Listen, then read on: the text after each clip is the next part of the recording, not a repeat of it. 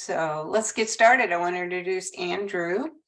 Andrew Robson is a deciduous artist in the American bonsai community. He completed a 3-year apprenticeship with Michael Hagedorn after graduating from Yale University. Andrew is president of the Bonsai Society of Portland, the largest bonsai club in the United States. And additionally, he serves as a member of the Portland Bonsai Village and previously served on the board as a member of the American Bonsai Society. Andrew is a co-host of Bonsai Wire podcast. It's a wonderful podcast. I encourage you to listen to. He resides at his recently constructed garden, Rakuyō. Did I say it right? Rakuyō? Rakuyō. His golden retriever, Bailey, where he teaches and shares the art of bonsai. Tonight, you are in for a treat. I've been fortunate enough to have Andrew as our headliner at our club show last year, and he's done Zooms for our club, and he does an excellent job. You're going to learn a lot. He's going to teach us everything about defoliation tonight. So please join me in welcoming Andrew, and I'm going to spotlight you.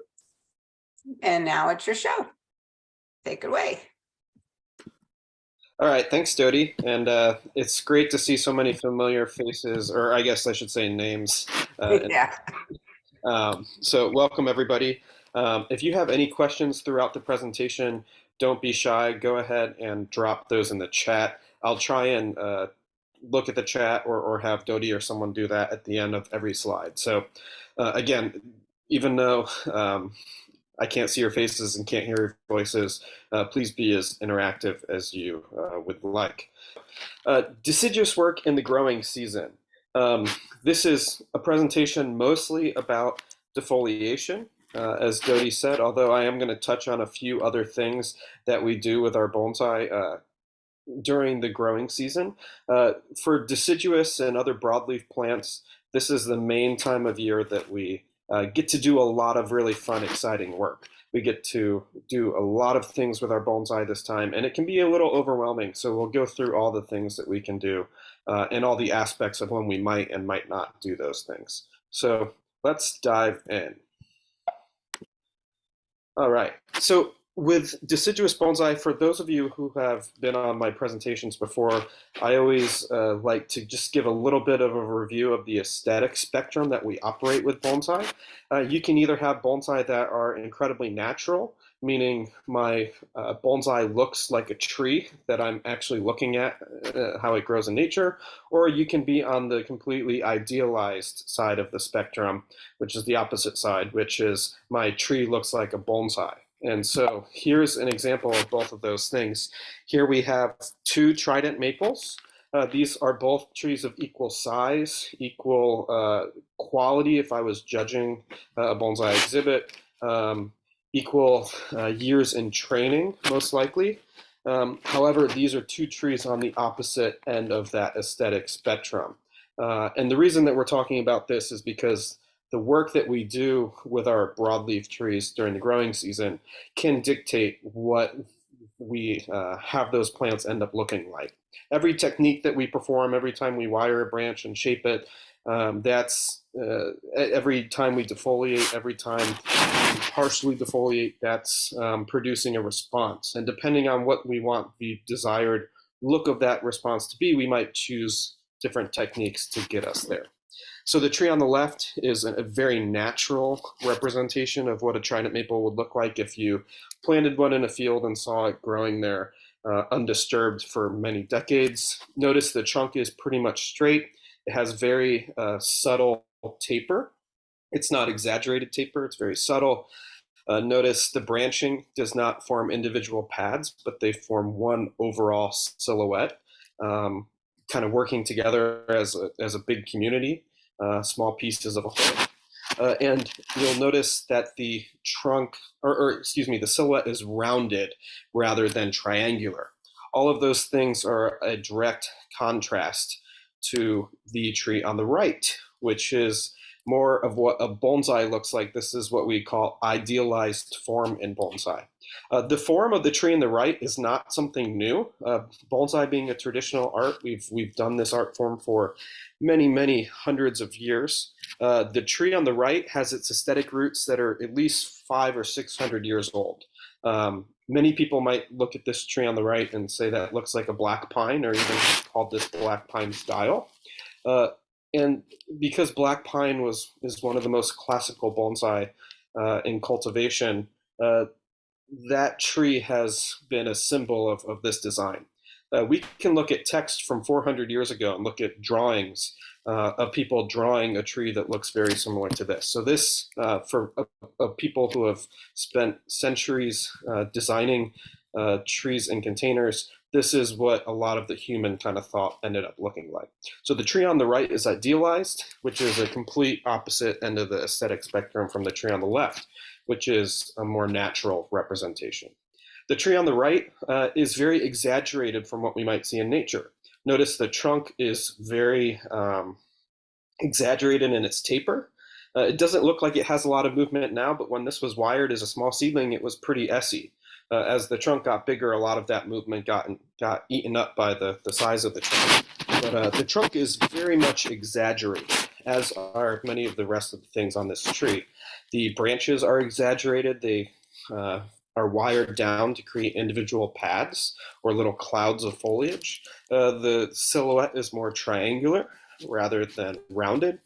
So this tree on the right overall is just a very idealized form, something, an aesthetic that was born out of centuries of training bonsai. So both of these trees are beautiful. If I was judging a show, like I said, they would each be judged kind of equally. I'd give them a 10 out of 10. However, the personal taste is that's where that comes into play. The tree on the left, some people like that more. The tree on the right, some people like more. None of that matters. However, whatever you like, there's a way to execute that well. And that's what a lot of the techniques are that we're going to talk about tonight is how would we build a lot of these beautiful trees, no matter which end of the spectrum that you like. Both of these trees, I will also say, have many, many years of refinement, and they've done the magic of deciduous. A simple technique like defoliation, either taking the leaf off completely or removing a part of an individual leaf, and doing that very simple task for years and years and years, if not decades. And that's the trick with a lot of the techniques that we're going to talk about with deciduous bonsai, is that if you defoliate your tree once, if you partially defoliate your tree once, you're not going to see a very big result. But if you do that work year after year after year after year, that's where the magic of deciduous bonsai really starts to take shape. So we can't ever do anything once. All of these techniques are meant to be done in succession. All right. So let's keep going. So this presentation, I sometimes call it summer work, but it's really work that we can do throughout the entire growing season. When can we do summer work, or when does the growing season kind of imply that we can do a lot of these defoliation techniques? Well, we want to see the growth of our trees start to harden off. We want to see our leaves go from that really soft, kind of fleshy initial growth to a more rigid kind of structure. So you can just take your fingers, put it on your leaves, make sure that those leaves are starting to hard off, that you're not going to damage them when you touch them. And we want to see the growth lignify where we're going to prune back. Lignify meaning it starts to turn woody. So as we get extensions on our trees, we want to make sure that the growth of where those extensions started starts to get a little bit woody, or starts to lignify. So that's the trigger point for when this work can happen. Now, if you're down in Southern California, you're probably already there. If you haven't even been there for months now, if you're in Northern California, you might just be kind of getting to this point. So depending on where you are in the state, I'm in Portland, Oregon, so about 8 hours north of all of you. And my trees are just leafing out in the spring. So we don't do this work based on a calendar. We do it based on what we see happening to our trees. So summer work or growing season work that we do with deciduous bonsai, we're going to do partial and full defoliation. And we're going to talk about the differences between full defoliation versus partial defoliation, because they are not the same thing. We're going to talk about directional pruning, aka clip and grow, because that's something that is a fundamental technique for building deciduous trees. We'll talk about wiring, thread grafting, air layering, dealing with some large cuts and wounds, and then touch on at the end fertilizing and watering if we have time. All right, so single flush, partial defoliation. I want to start by saying with partial defoliation, we can do this on every single broadleaf plant that you have. It doesn't matter if it's a multi-flush plant or a single flush plant. If you don't know what flushes are, that doesn't even matter. You can do partial defoliation on every single bonsai that you have. Doesn't mean that you should, but it's something that you can do. So just like with pines, how we distinguish the work that we do with our coniferous pines, like black pines, which are multi-flush, and white pines, which are single flush, we can group deciduous species into multi and single flush plants. Single flush plants for deciduous bonsai tend to be plants that grow in colder climates and that have genetically kind of come to the consensus that they're just going to grow once and kind of be done for the year. So Japanese maple, beech, hornbeam, stordia, holly, ilex serrata, winter hazel, magnolia, these are all plants that we consider single flush plants for bonsai. One of the most popular ones are beech. And with these plants, we really don't want to do full defoliation. So partial defoliation. This is different than full defoliation. Partial defoliation is where we cut the leaves of our trees.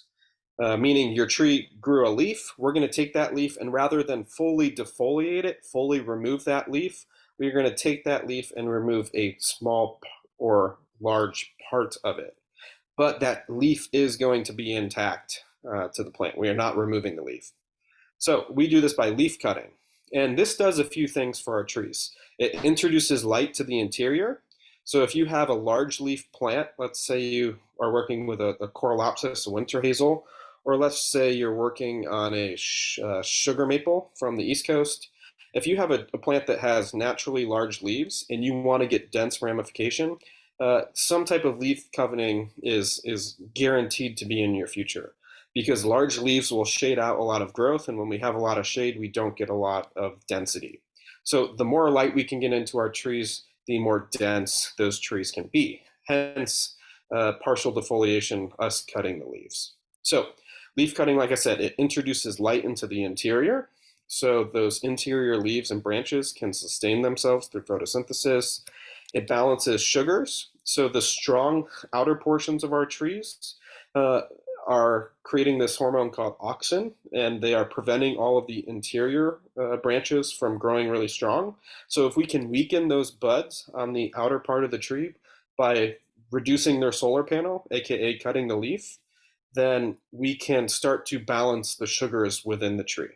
So cutting the leaf on strong buds and leaving the leaf fully intact on weak buds can balance the energy between the two. And over time, they can start to even out. And finally, partial defoliation, it does not create a visible response like full defoliation would. If I cut every single leaf off a deciduous plant, that would force it to either one, regrow, or two, die.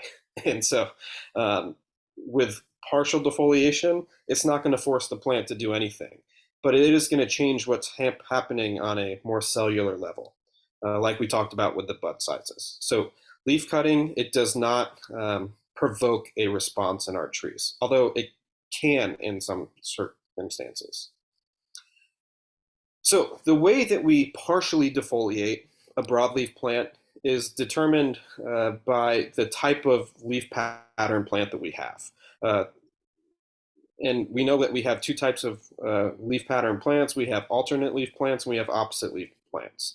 On an alternate leaf plant where we just have left, right coming along the stem, we just take those leaves because every bud has one individual leaf.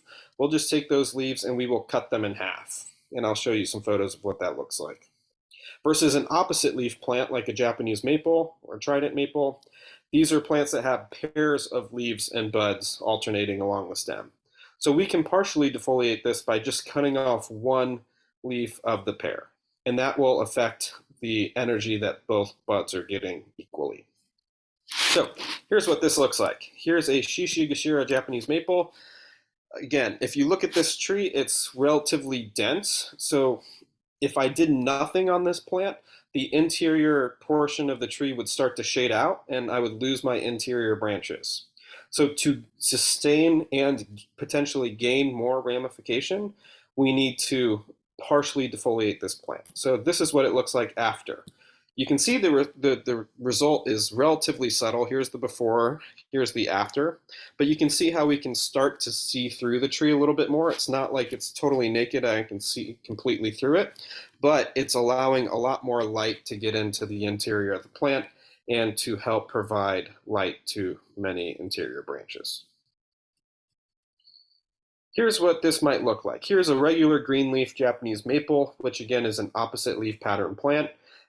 If we have any extensions, let's say we had a tree that we did not pinch and we let the new growth elongate, we could take a scissors, we could prune it back on an opposite leaf plant, we can prune it back to that first pair, and then from that pair we can take one of the leaves and we can remove them. And this would be considered partial defoliation on an opposite leaf plant. Other opposite leaf plants could include pomegranates, crepe myrtles, dogwoods. There's a few others, but maples are the biggest ones in this category. Now, let's say we did this on the entire tree and it was still too dense. Let's say we had an ultra refined tree. I could then take my scissor and let's see if I can annotate this. I could then cut this leaf even further to allow more light to get in everywhere. We only do this on a Japanese maple if we have ultra density. If you have just an insane amount of density, you might do this. But if you cut every other leaf off on your tree and light is getting adequately into the interior, then we might not have to do this. But in case we do, we can take this a step further by actually cutting the leaf. Any questions so far? Let's see, we have one from Paul. Does defoliation weaken the tree if we do this every year? Yes and no. Defoliation is a way for us to slow our trees down. Defoliation will help create more branches because we're getting more light into the interior to allow more space for more branches. With a refined bonsai, we have to do this, otherwise we will lose many branches. So defoliation, it doesn't necessarily weaken the tree, but what it does do is, in this case with the partial defoliation, it's giving light to all the branches, so it's strengthening the ones that would otherwise die. So it doesn't weaken a tree, but by doing this technique year after year, it is a way for us to slow our trees down gradually over time. By partially or fully defoliating your plants, what you do is maybe if you start out with really coarse trees, big internodes, year after year, this might help to reduce internodes, reduce leaf size, and gain more density. Another question from Barb. What is the difference between refined or not so refined tree? Basically, a refined tree looks like a show tree. It's a tree that has a lot of density that you might put into a club show or maybe submit it to the Pacific Bonsai Expo. Versus a non-refined tree, this is a tree that maybe you have a nice trunk, maybe you have some primary branches, or maybe you don't, and you're working on building your branch structure. So that's the main difference between refined and not so refined. I probably have some photos later on, Barb. If you remind me, we can look at that. Let's see. Janine asked, what's the name of my podcast? It's the Bonsai Wire podcast. Michael says, when you cut a leaf on an opposite leaf branch, does the bud on the cut side grow differently than the one where the leaf is still attached? The answer is no. When you have an opposite leaf plant and you take one of the leaves off, that leaf is providing an equal amount of energy to both of those buds. So this partial defoliation, cutting one of the pair of leaves off on an opposite leaf plant, will not weaken just one side. It will weaken both of those evenly. So don't worry about that. Ian asked, if we're doing partial defoliation and cutting maple leaves into V shape, in addition to removing one alternate leaf, are you cutting all the remaining leaves into V's some, or does it depend? It does depend. It depends on if we want to apply variation within our weakening process. So every technique that we do is kind of a way to step on the brakes a little bit. So when I partially defoliate, I'm stepping on the brakes a little bit. When I then cut that remaining leaf on the opposite leaf plant more, I'm stepping on the brakes even more. So if you had a weak branch, then you might not partially defoliate it at all. If you had a moderately weak branch, you might, or a moderately strong branch, something in the middle, you might just cut one leaf. And if you have a really, really strong branch that you are aggressively trying to slow down, you might cut the leaf and cut the remaining leaf. So there's different ways to apply this technique depending on the exact scenario that we have in front of us. Keith asked, when do you remove one leaf on Japanese maple? Should you stagger left, right, left, right? It's a good question, Keith. You don't have to.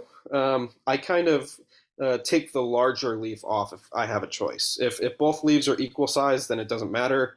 But I try and be logical about it as I move throughout the tree.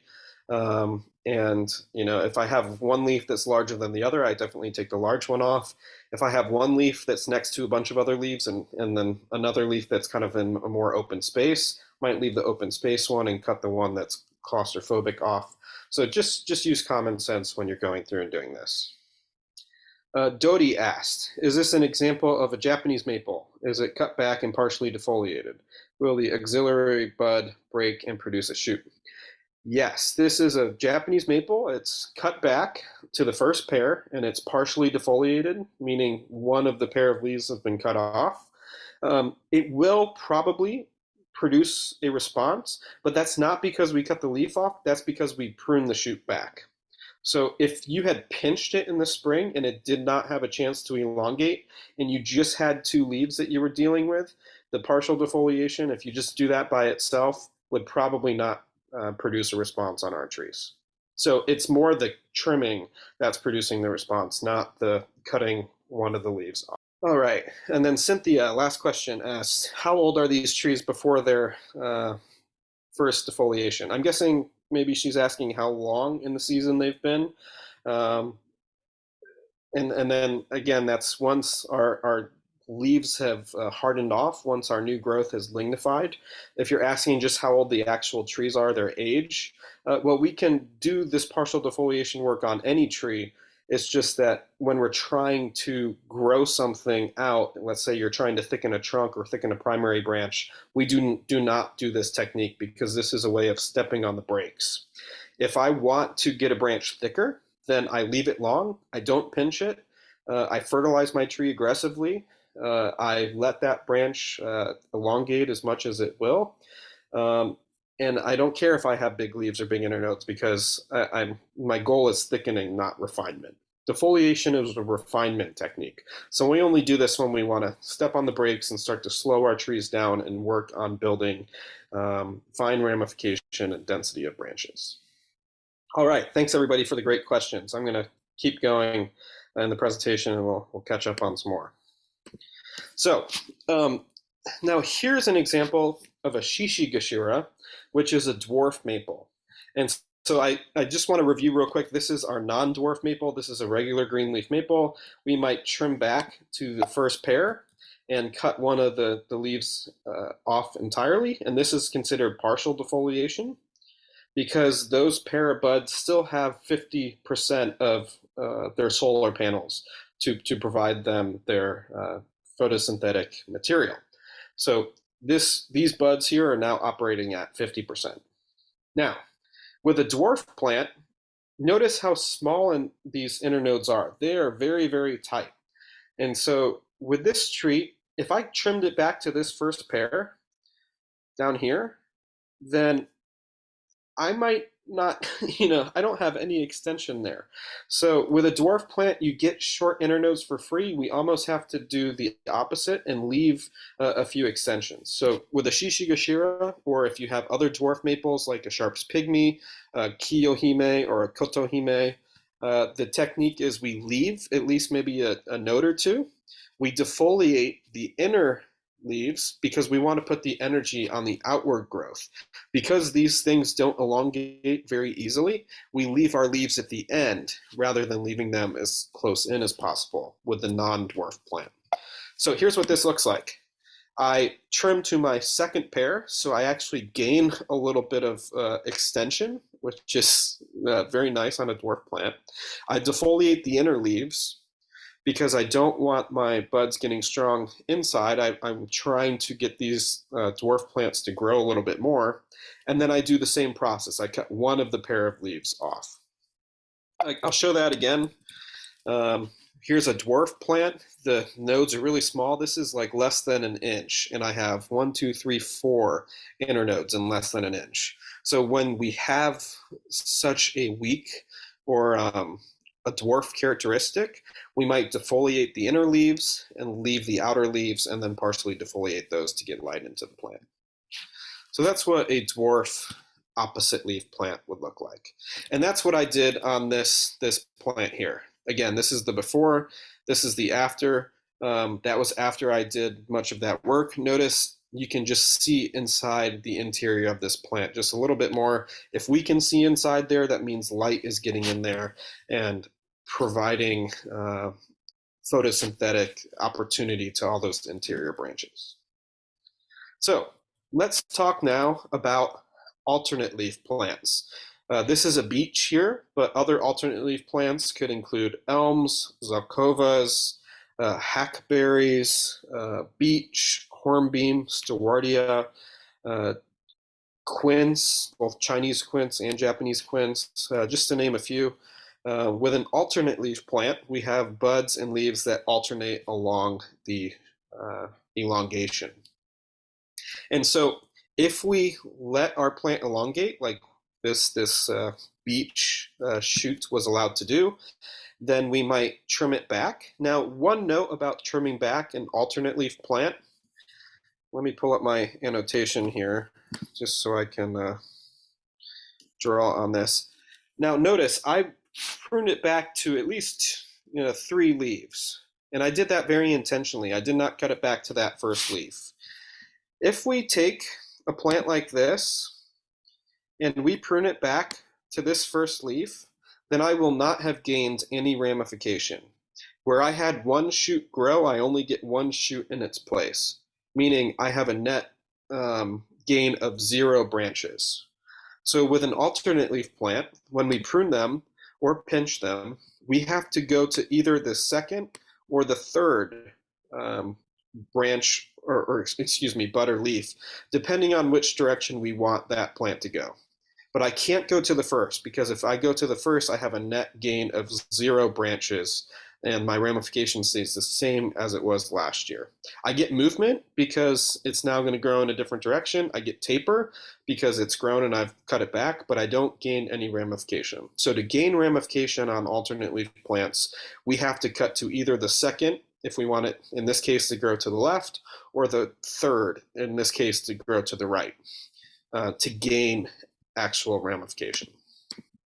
So after we do our pruning of an alternate leaf plant, then we still have these leaves. Because each bud just has 1 leaf, we don't have a pair of leaves to deal with. The way we would remove 50% of this solar panel is to take our scissors and to cut this leaf in half. Or let's say you needed to slow it down more, you could cut 2/3 of it off. But by cutting it in half, what we're doing is we're taking that solar panel, and that solar panel is now operating at 50%. So that bud is going to weaken a little bit, but what it's going to do is provide light to all of the interior buds that might have died during that season. So this is a very, very important task.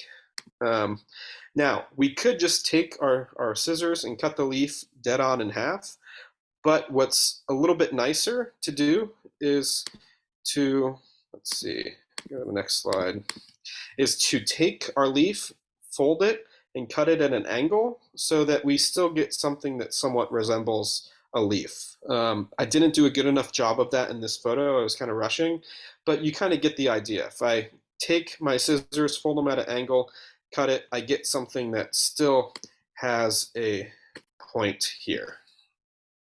And so it doesn't look like I just mutilated my plant. And so it's a nice aesthetic way. It does slow you down a little bit, but it's going to have your tree looking on the bench for that growing season quite a bit nicer. So that's partial defoliation. Again, we always do this on single flush plants, and we went over what single flush plants are, but we can do this on multi-flush plants as well. You can partially defoliate any single broadleaf plant, no matter if it's a multi-flush, a single flush, what have you. You can always do this technique. It will always be safe. But we do this when we want to introduce light into the interior.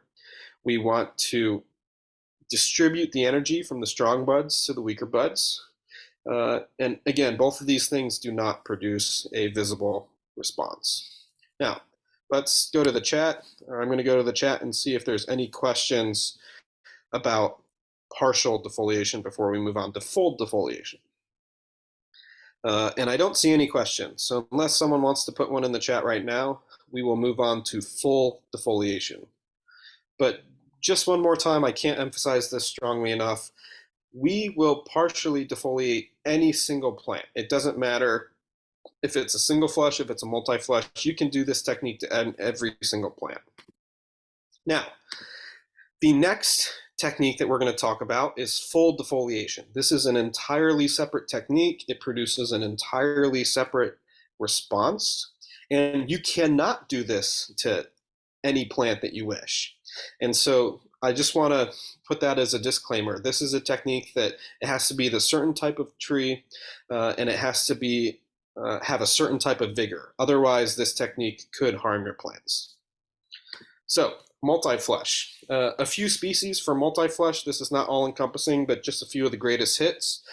Trident maple, one of the most famous. Also, amber maples, Alcova, styrax, which is a Japanese snowbell. Japanese quince, which includes chochibai. Chinese quince would also be on this list. Chinese elm, crepe myrtle, ginkgo. Notice most of these plants tend to come from warmer climates. And with warmer climates, they tend to grow multiple times a year. So that's kind of a clue whether you have a single flush or multi-flush is kind of where does it naturally grow? Does it have a long growing season? If it does, it might be a multi-flush plant that can handle full defoliation. All right, so full defoliation. This is where we are removing the leaf entirely. What this does is it's going to force a second flush of growth. It's basically telling our trees, look, you either have to do this, otherwise you don't have a choice. You're going to die. So you have to grow. This is like a caterpillar or a swarm of locusts coming in and completely taking every single bit of foliage off a plant. We typically only do this on strong shoots, which is why it says 80 to 90% leaf removal. Where we are defoliating, we are taking off the entire leaf, but on small little branches that didn't elongate, we might leave those untouched. So again, this forces a second flush of growth. So when we do this, every leaf that we cut off, from every leaf, you are going to get a new branch. And that's the power of this technique. For trees that we can fully defoliate, you get a new branch where you once had a leaf. So it can almost double the ramification. It's a very, very powerful technique. It really advances twigginess on our trees that we can do this too. Now, unlike partial defoliation, which doesn't guarantee a response, this 100% guarantees a response. Your tree is, if you do it right, gonna grow a whole new set of branches and leaves. If you do it wrong, your tree's not gonna live to tell the tale. So this does produce a response. And it also promotes a lot of backbudding. So if you have parts of your tree that you wish in the interior had more branches, this is a good technique to help assist with that. So if we let our branch elongate, what we're going to do is, just like we did with the partial defoliation, trim that shoot back to the appropriate length. But instead of cutting part of the leaf off, we're going to remove the entire leaf. You can do this. Sometimes you can do it just by plucking it off, or the safer way is to just take your scissors and cut the leaf off along the petiole, which is the small thing that attaches your leaf to the twig. If you have an interior branch that didn't really elongate, or something that you're trying to grow and get thicker, you might leave those branches alone. So here's a trident maple that I defoliated a few years ago. Now, I want you to take note of the vigor of this plant. This is a tree that says, I can be defoliated. You can safely perform this technique on me. And the vigor of this tree, the fact that it has so many strong elongations, it has a lot of foliage, it has a lot of vigor, the branches are growing insanely vigorously. All of those things indicate that if I do this technique, if I take every single leaf off, there is a more than good chance that it will do what I want it to and regrow. So the species, it being a trident maple, a multi-flush plant, and the vigor that it has, both of those things indicate that I can fully take every single leaf off of this tree if I wanted to. So here's an extension of a trident maple. Again, that's an opposite leaf plant. I will trim that extension back to the first pair. And then, unlike the partial defoliation, which is a different technique, on this I will take both my leaves off because, and I will cut along the petiole. Because if you look at those buds, next time where I had a leaf, I get a whole new branch with its own set of leaves in its place. So this is a really, really powerful technique because I am doubling my ramification when I do this. So here's that trident maple. This is what it looks like after I trim back and defoliate. Notice I left a few branches on the lower left side long to wire them and gain a little bit more development in that area. Notice this branch on the lower right, I didn't do anything to it. I didn't trim back the extension. I didn't defoliate it. It's because I want that branch to grow thicker. And in this photo is about 3 years old. That branch was the size of a pencil. Now it's the size of if I put two of my thumbs together, because I've done something intentional like this. So you don't always have to fully defoliate every part of the plant. For this technique to work the best, though, you should fully defoliate the majority of the plant.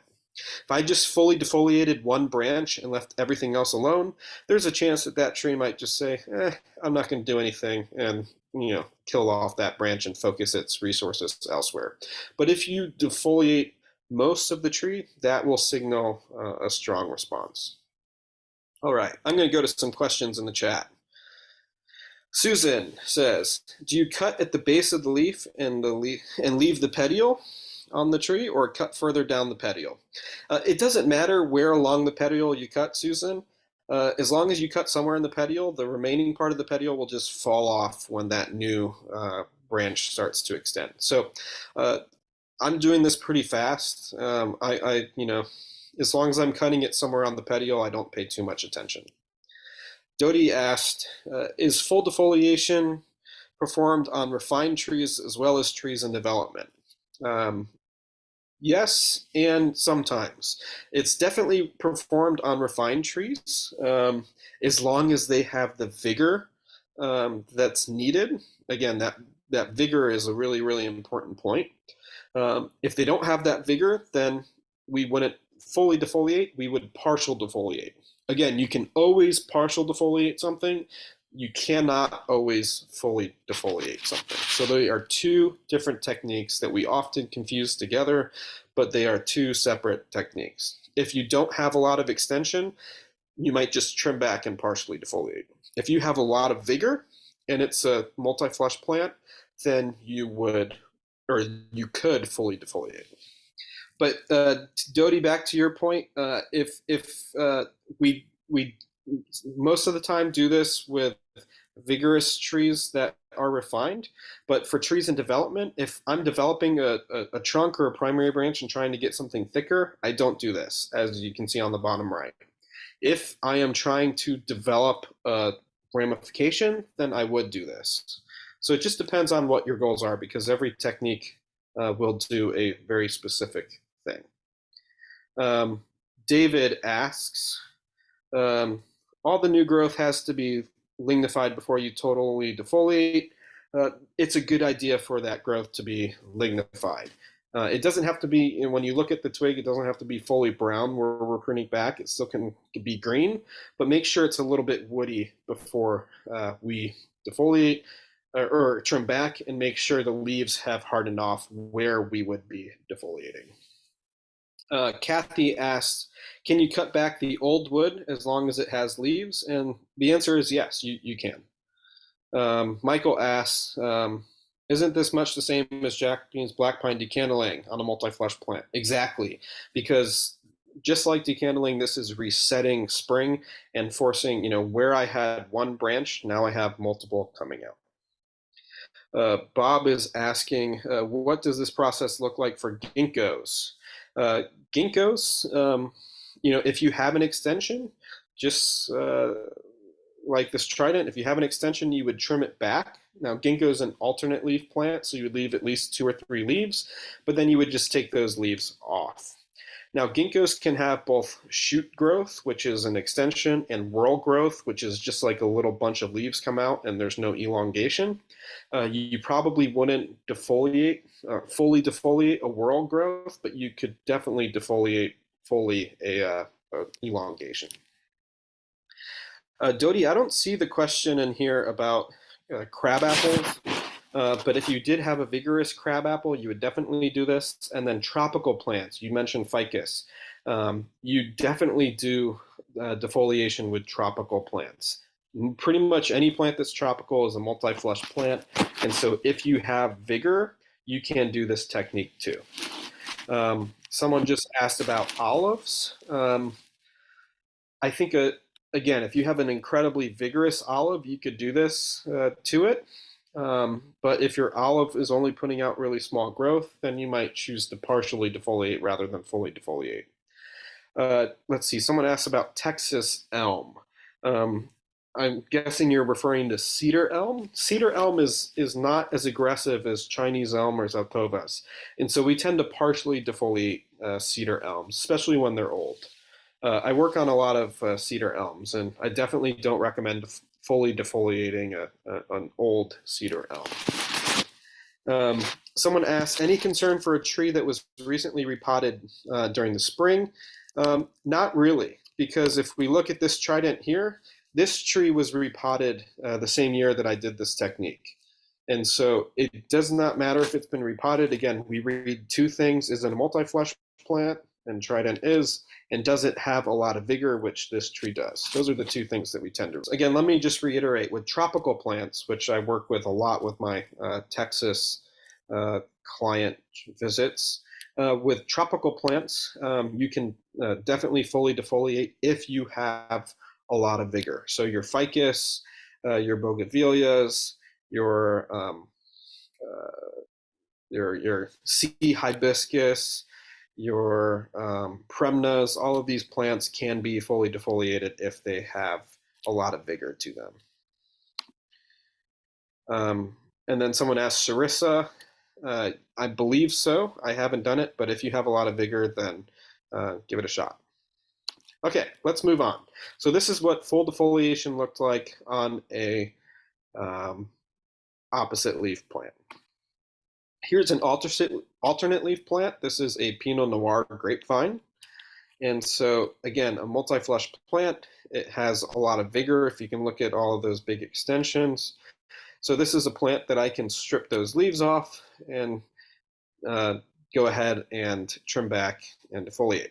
Now here I added an extra step, which was rather than take that leaf off to just the 2nd or 3rd, in this case, I left the extension just a little bit longer, and I put some wire on to start building in some structure. So this is a good time after you do your full defoliation to do any wiring, because this is when your tree is the most flexible, and we'll get to that here in a little bit.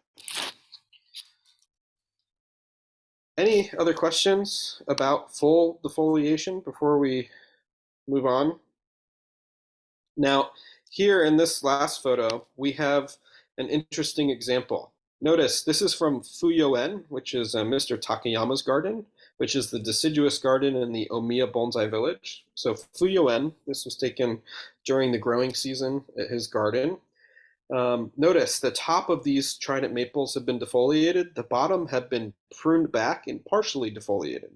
So using both of these different techniques to achieve different results. On a very old, refined tree like these are, the lower branches might be a little bit weak. So where we had some weakness, we left some foliage on to help gain some strength down there. Where it was strong and vigorous, they were fully defoliated. So using both of these techniques to really fine tune the health and the vigor of our plants. Now, I mentioned wiring. During the growing season, after we do defoliation techniques, this is the best time to wire broadleaf plants. It's the most inconvenient time, unless you fully defoliate it, but it's the most inconvenient time because they have a lot of foliage on them.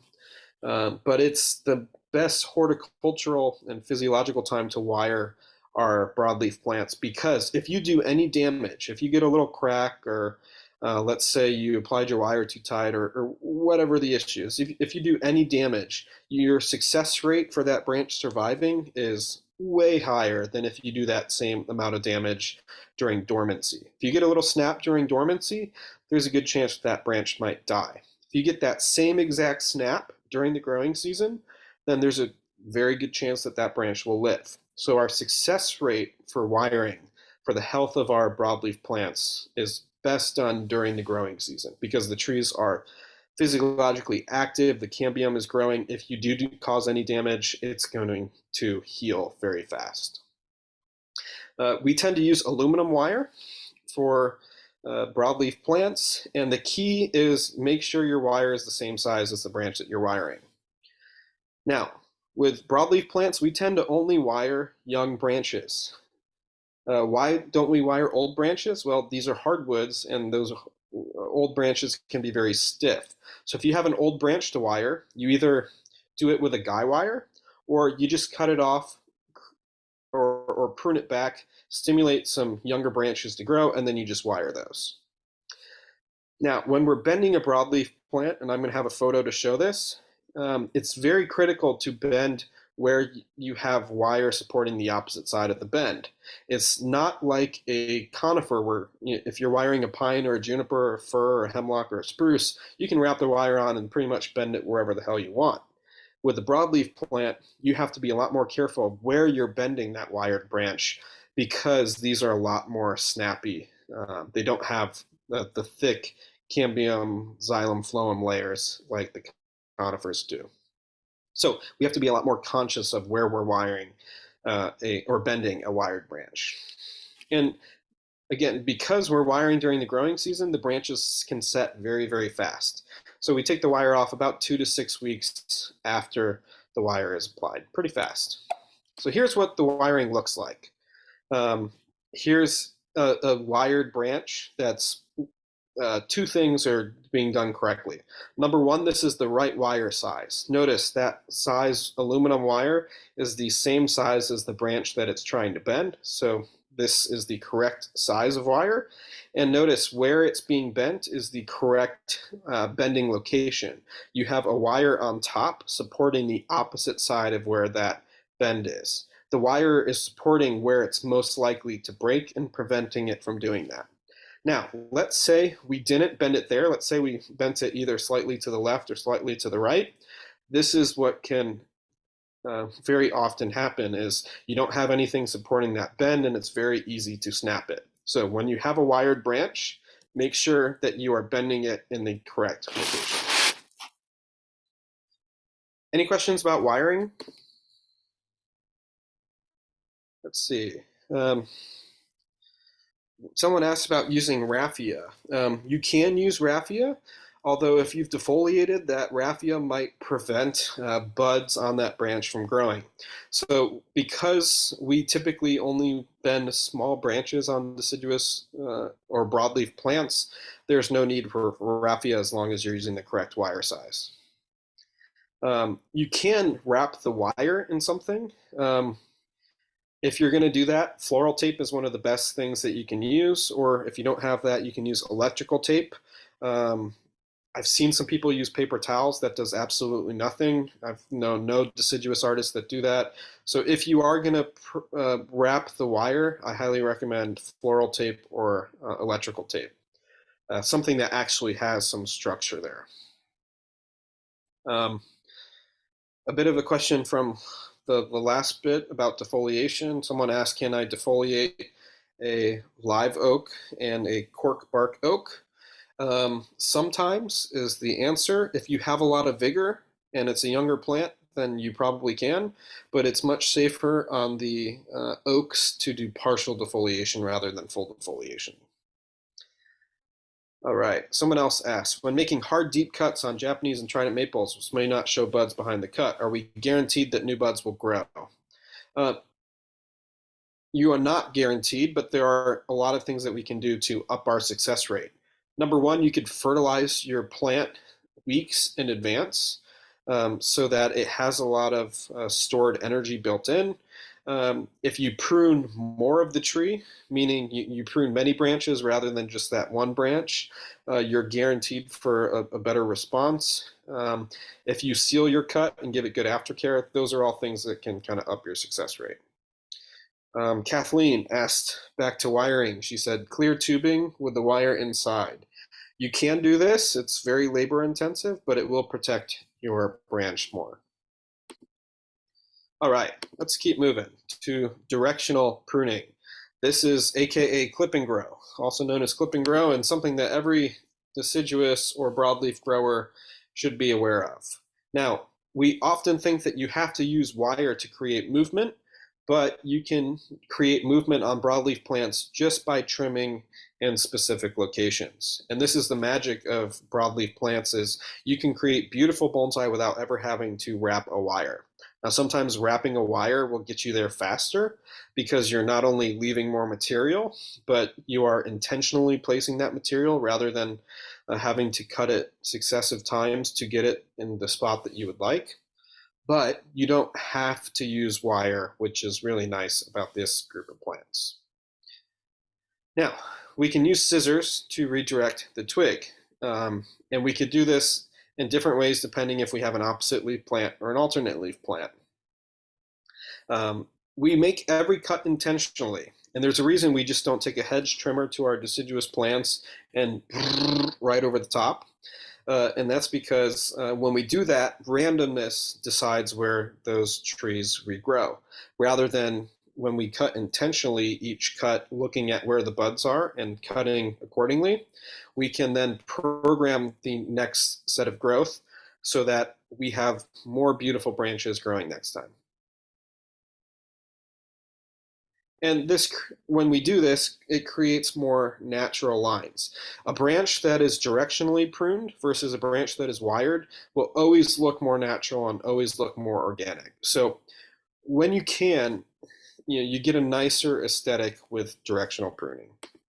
So here's what this looks like. So here's my Japanese maple extension again. I might still prune it back to that first pair, because when I prune it back to that first pair, the next time this grows, I get 2 branches that grow in its place. And let's say I wanted this to grow to the left and I didn't care about the branch on the right, I might just cut that right branch off. So it's kind of a 2-step process to create movement on a Japanese maple or other opposite leaf plants. You have to cut it once and then maybe cut it a second time. You're not always guaranteed strong movement in the direction where you cut. But we would cut back to that first pair to change the movement. So it's no longer growing straight, it's growing in a new direction. Here's what this looks like on an alternate leaf plant. This, if you might recognize this is from a blog post that Jonas Dupuy and I wrote years ago. This is one of his trees, an ume, Japanese flowering apricot. And we did a blog post about directional pruning in case you want to go back and look this up. So if I prune this ume here, then my new growth, because the buds are always on the side, my new growth would grow this way, which you can't tell from the photo, but that happened to be back in towards the plant. So by pruning it one node up here and cutting it off there, what I did was allow my next branch to grow outwards. And you can see what I've done is I've created movement in the branch just by making a scissor cut.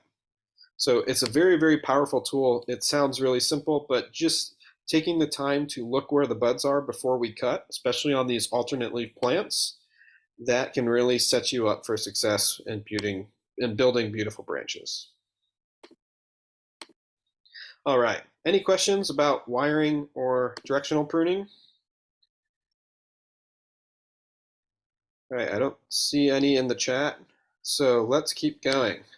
Now, thread grafting. This is something that we can do not just in the winter or late winter, early spring when our trees begin to wake up, but you can also do this with trees that you have fully defoliated, like trident maples, for example. So I think most people are familiar with a thread graft. This is where we take a drill a hole through either a trunk or a branch on our bonsai. We take a branch from that tree and we bring it around either with a wire or just by bending. We thread that hole with that branch, and then we pack it in, typically with a little wedge if our hole is on the big side, and putty it over. And when that branch then starts to swell, what it will do is it will graft with the trunk, and we now have a branch where we did not have a branch before. So thread grafting is a really, really powerful tool to put a branch on your tree anywhere where you don't have one but want one. This is one of the probably best ways to graft because the graft ends up looking really beautiful. You don't have something that has a big graft union because we are growing right through the center of a trunk or right through the center of a branch. You get something that looks like it wasn't grafted once that graft is taken. So thread grafting for building really precise, beautiful deciduous bonsai is a really easy way to get there when you have the opportunity to do it.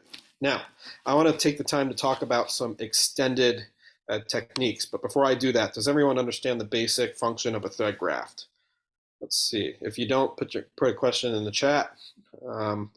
See, Jane Rogers is asking, does the branch that is threaded remain attached to the tree? Yes, it does. Very good clarification. The branch that is threaded through that hole remains attached to the tree until that graft union has taken. And how do we know it's taken? When the side that it is coming out is bigger than the side where it is going in. Because the side where it's going in only has one point of origin for energy versus the side that's coming out has where it's coming from plus the graft that's taken. So once where it's coming out is bigger where it's coming in, then that graft has taken. Rather than cut it off right away, what you might do is put a wire tourniquet on the opposite side so that you can start to wean it off of its original location and wean it to its new location. So again, I like to use a wire tourniquet when we do this. Someone asked, isn't the new branch upside down? It can be. If you want your branch to go down anyway, then you might drill your hole not perpendicular, but at an angle. If you want it to go up, you might also drill it at an angle, but you can play with your inclination a little bit with your drill bit when you're drilling through the tree. If you want it to come out straight perpendicular, you drill right perpendicular. If you want it to have a little bit of an angle, then you might angle your drill bit just a little bit. Let's see. Janet Nelson is asking, do you drill into the inside of the thread or the outside? I find it doesn't matter because whenever I drill through, I then take my drill and go around to the opposite side and then drill that way, just so I can have a nice clean incision on each side of that hole. How do we know how big of a hole to drill? Well, you look at the branch that you're threading through and you get a drill bit that's just a little bit bigger. Now, the tricky thing is you don't just want it bigger than the branch itself, but you want it bigger than the buds that are sticking off of that branch. So again, you just take a bunch of drill bits and kind of figure out which one is slightly larger than that branch plus the buds on top of it. And that's a basic thread graft.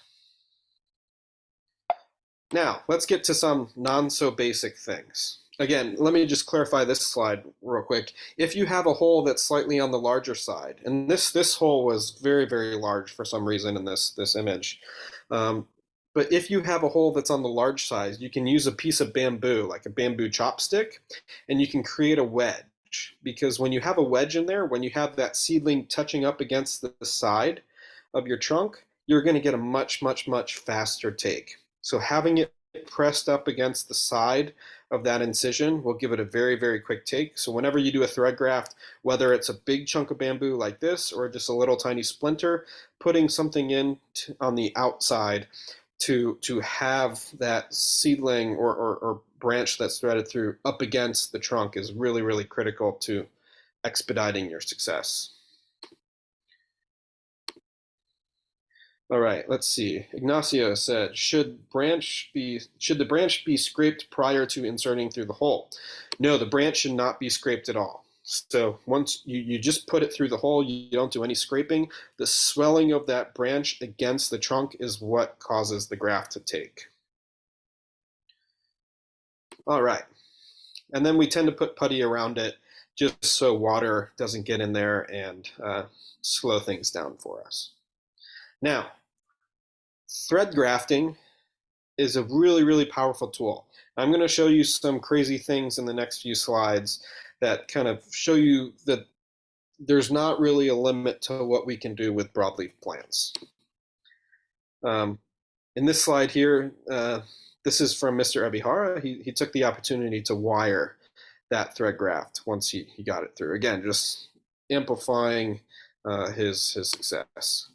So now typically we just take a shoot when we thread graft that's just one elongation that doesn't have a lot of ramification coming off of it. But a more advanced way to thread graft, if you want to thread graft something that does have some density to it, you could take that twigging, you could wrap it with parafilm so that that twigging is now hugging against the main twig or shoot, and then you can thread that through. You're drilling a bigger hole, but you are getting a more developed branch that comes out. So in this instance, this is from Mr. Ebihara. He was taking a branch that had some ramification, some density of twigs. He took those twigs, he took a piece of parafilm, and he scrunched them together. With the parafilm, he threaded it through the hole, had to drill a bigger hole. Here's an example of that. And he then was able to have a more developed branch that was thread through the trunk. I wouldn't recommend starting this if you've never done a thread graft before, but if you've done several successful thread grafts, this might be a more advanced technique to get you there. Now, speaking of extended techniques, we're going to show you what else you can do with thread grafting. Now, the next set of slides, these are not thread grafts in and of themselves for the sake of thread grafting. They are thread grafts for the sake of approach grafts. And let me explain what I mean by that. Now, Mr. Ebihara was a very, you could say controversial artist, but he kind of showed us that there's not really a limit of what you can do. Or he pushed the pre-existing limit much, much farther down the road with what we can do with broadleaf plants. And notice what's going on here. So we have a lot of seedlings that are potted in separate containers sitting on this tree. So he's thread grafting those seedlings through those branches, and he's not done this to add new twigs onto those existing branches. He's doing this so that he attaches a set of roots to each branch so that he could then remove that branch and maybe move it somewhere else on the tree. Here's what it looks like once that graft is taken and that branch has been removed. Here's another photo of what that looks like. Again, this is a thread graft that once that thread graft is taken, that branch now has roots attached to it to supply energy to that branch. He then took that branch and maybe put it somewhere else on the tree or put it on a different tree. And how he did that was with the simple kind of peg method, if you've ever done any woodworking. And I'll show you what that looks like. But this is, again, an extended technique, using a thread graft to attach roots to an existing branch and then possibly moving that branch elsewhere on the plant. It's a little bit of a Frankenstein type method, but it's showing you the power of these techniques. Now, Mr. Ebihara is most notorious for grafting a trunk to itself. He had this Japanese maple here, and this is the only before photo I have, but he had this Japanese maple that he thought was ugly. Many of us would love to have this tree on our benches, but he was not so happy with it. And he really didn't like this red circle portion of the trunk line. He thought that the rest of the tree had really nice movement. That was a big straight section. So he decided, rather than just live with it, he decided to do something about it. So what he did was he took this top of the tree, he cut out this middle portion, and he grafted it to the bottom portion of the tree. And how he did that was with that same method that I just shared with you. He starts with a thread graft, this basic thread graft that we use all the time on deciduous bonsai to put branches where we don't have them. He did it not to put a branch where he didn't have it, but he did it to add roots to the top of this tree. Now look here, you can see in this photo all of these branches on the top of this plant, which he's trying to preserve. He's adding roots to all of those because this is what he did. This is the before, this is the after. He grafted the top of this tree to the lower part of this tree, and I'm going to show you how. But he's doing it via the technique of thread grafting. Pretty crazy stuff. So again, he has thread grafted many seedlings to the top part of this tree. He waits a year or however long it takes for those grafts to take. Once those grafts have taken, then he can safely cut that top portion off because it's being supplied by roots in the meantime. He cuts out the part that he found to be undesirable on this plant. And he uses a very common woodworking technique, is a peg in a hole. And so this is the hole. This is the peg. He takes the top, he makes that peg. He takes the bottom, he makes that hole. And he grafts the top of this tree to that bottom part. Now, while he's waiting for this graft to take, he leaves those seedlings on the lower part of the plant. This is what it looks like a few months after a callus is formed and that top has been grafted to the bottom. And so again, via the technique of thread grafting, he took the top of a tree and he grafted it to the bottom of the tree. And here's what it looks like afterwards down the road. So you can take a lot of these very simple deciduous techniques and you can apply them in very extended avant-garde ways. Now, does every tree need to do this? No. If this tree would have been grown better from the start, then it wouldn't have needed this process. Or you could have just simply lived with a tree that was a few points lower in quality. However, by being proactive, Mr. Ebihara was able to advance the quality of this tree a few points on our grading scale. So pretty radical technique. You can graft. Ebihara proved it was possible to graft one part of the trunk to another. This graft lived and this tree went on to live for many, many years. You can take a branch and using that same peg and hole method, you could take a branch, thread graft roots to it, move it to another part of the tree. The question on a lot of this is, well, what if I would have just pruned that and regrown a top? You could have done that. Maybe it would have taken less time, but the fact that we can do this kind of shows you the power of some of these techniques. You don't need to use them, but you should know that you can if you feel like there's an opportunity. All right. that's some crazy stuff. Any questions about what we just talked about? Let's see. Janet asks, what do you call the Frankenstein technique? We simply dub this Ebihara technique. He's the man who invented a lot of these crazy techniques. Mr. Ebihara has passed away, but a lot of these techniques do live on. All right, air layering. Now, we talked about a lot of things that we can do with branches and trunks throughout the year. But before that, I have one more question in the chat. Diana asks, I don't understand why roots were needed at the top of the tree. Here's why. Roots were needed at the top because when he cut this off, when he cut the top part of this tree off, he needed something to supply it with energy in the meantime while that graft took. So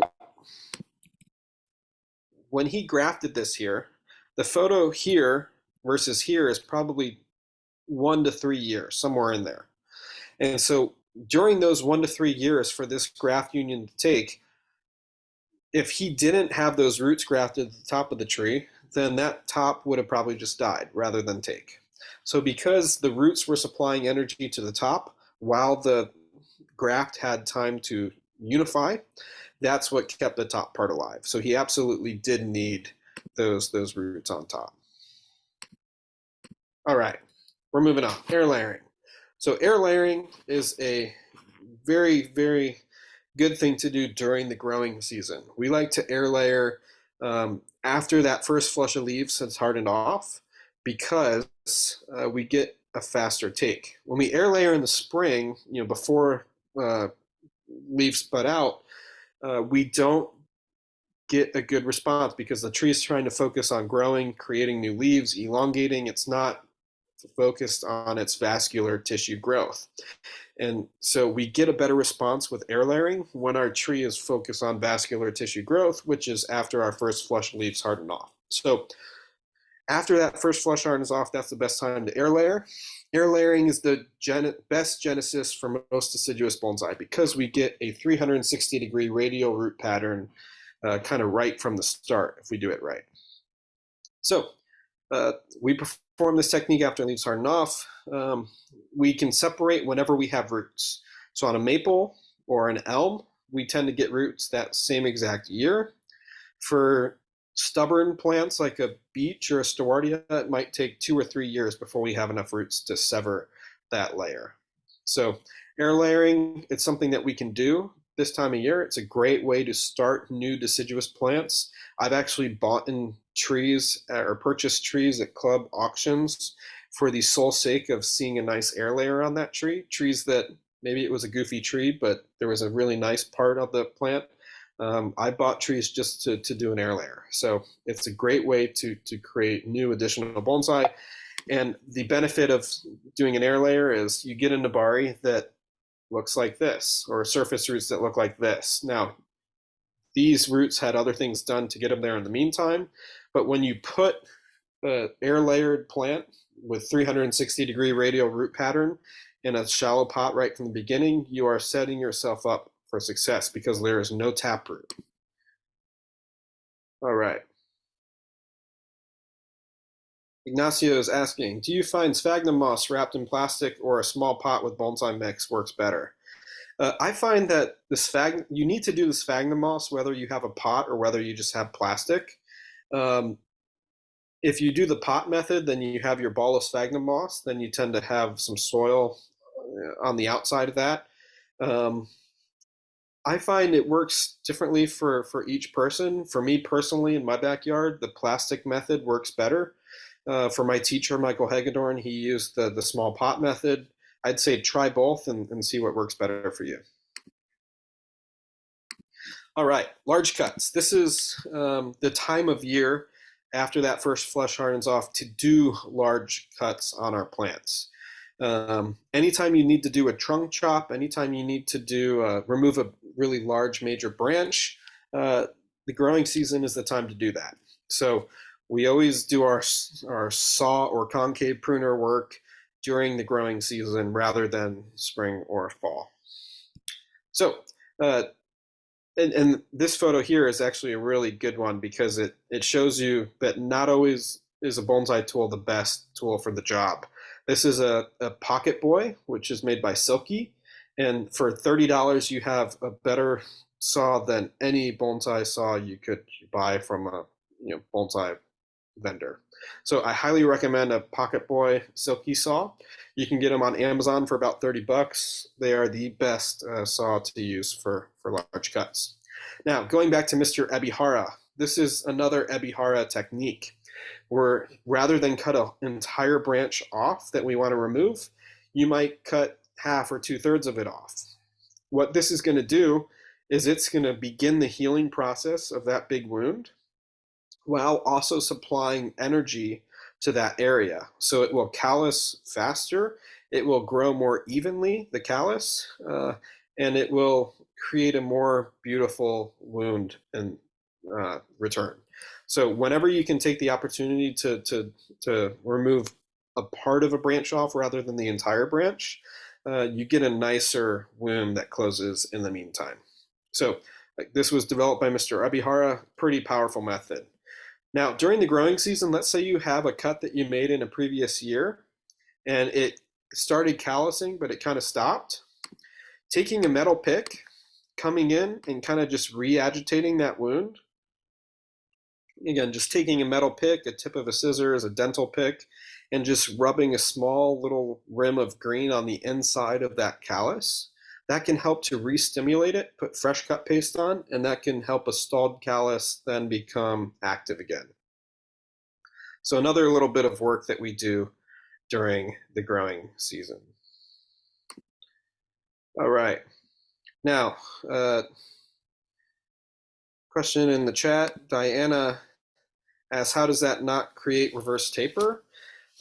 Because we're still cutting the branch off entirely, but it creates a wound that's going to heal faster and flatter because it's not as big of a cut and it has a small branch right next to it to assist in the closing process.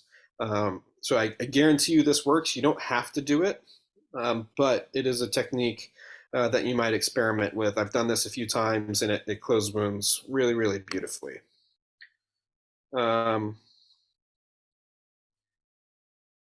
Let's see. All right. Let's keep moving here for the sake of time. Now, the type of cut paste that you use can change the result that you have. So I have 3 cut pastes here. The one on the far left, this bottle with the red cap, this is called Top Gin. This is a cut paste that has no gibberellic acid in it, meaning it has no growth hormone. It will not stimulate a callus. This is a great cut paste that I use whenever I have a plant that calluses really well, like a maple or a beech. So I will always use this cut paste on a tree that calluses well because I don't need to add any strength to that callus.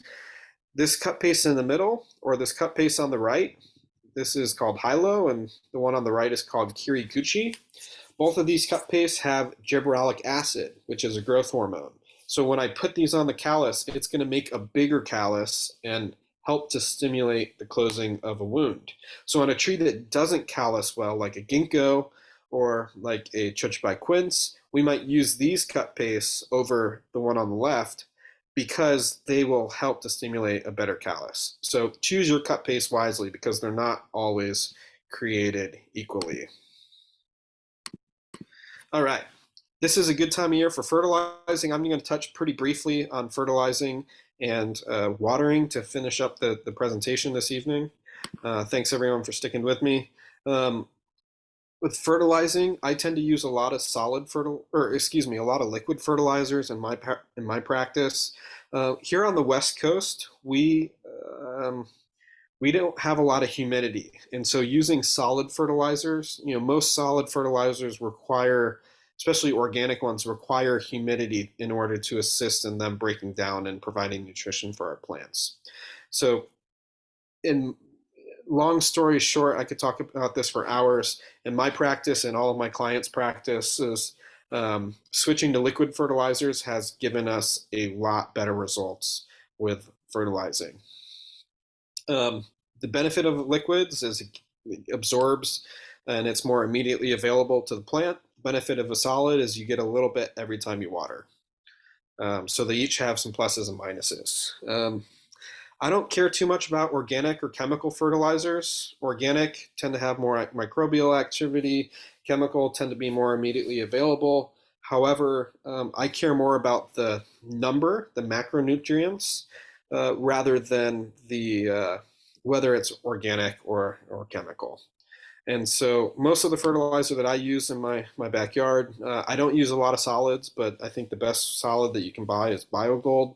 It's expensive, but it's going to be worth your money. It's the only bonsai fertilizer that was developed by a bonsai master for good bonsai.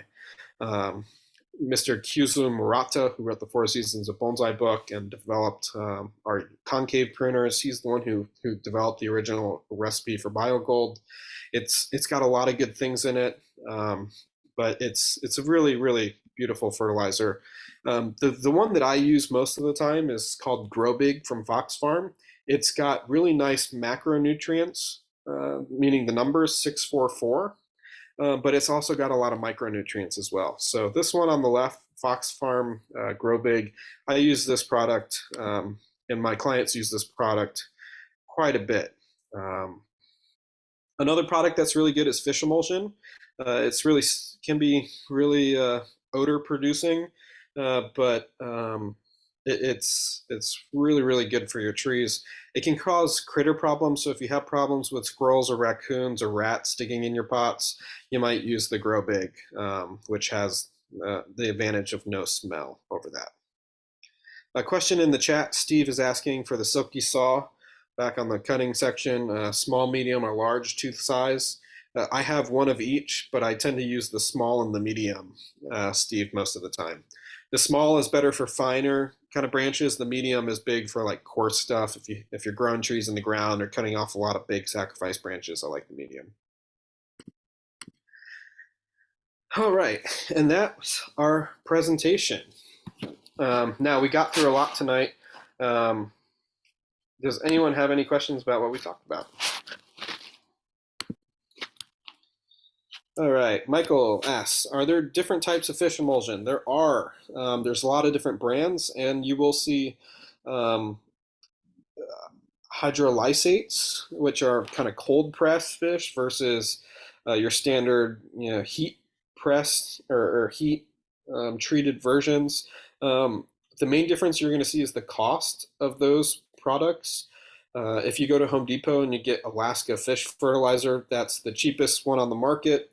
I did a test with Michael Hegedorn, and we tested hydrolysate versus regular fish emulsion, and we found absolutely no difference in the effect of the growth. There is one big difference in the smell. The fish emulsion, Alaska fish fertilizer, is very potent. The cold pressed hydrolysates have less, they're still stinky, but they smell less. So if you have a spouse or you can't stand the smell, you're going to spend about double or more for the bottle, but the cold pressed stuff has less odor. Mary says, define heavy fertilizing.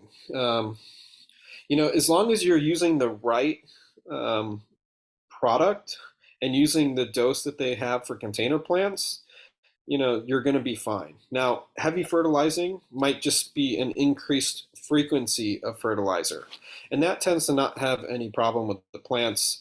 Mr. Ebihara, who we had talked about a lot this evening, he used fish emulsion every 3 days on his bonsai. Now, that sounds like a lot. Again, that's a lot of labor to do fish emulsion every 3 days. But this was also the man who took an air layer and won a Kokufu prize in about 20 years. So it was worth it for him, but it was a lot of effort. Let's see, other questions in the chat.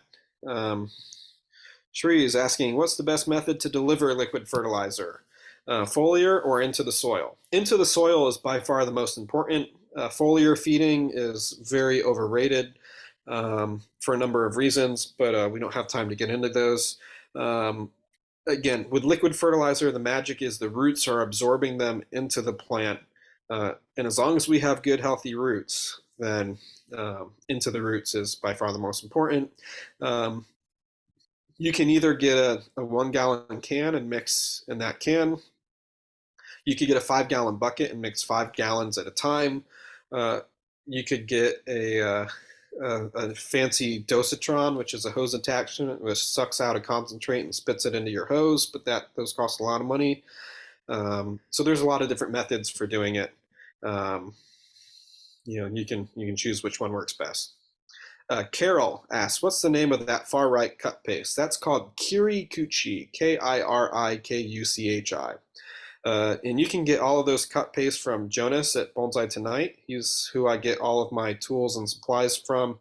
I will say that the thing I love about Jonas is that every single thing that he has on his website is something of high quality. And so if you buy a tool from him or buy a cut paste, it's something that's going to work. It's not just kind of a gimmick or a novelty.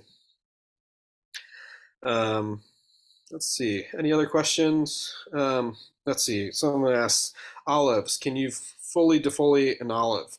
You can on a very vigorous one, but most of the time we just partially defoliate olives. So kind of read the vigor of the plant. Dodie asks about Unanimous, aka burning bush. Where does this genus fall into in the scheme of things? I find Unanimous or burning bush to be more single flush than multi-flush. If you had a young plant that was incredibly aggressive, you might try full defoliation. Otherwise, most of the time I treat my Unanimous as single flush and only partially defoliate them. All right, and Diana asked, what was the name of the first cut paste? That's called Top Gin, Topjin.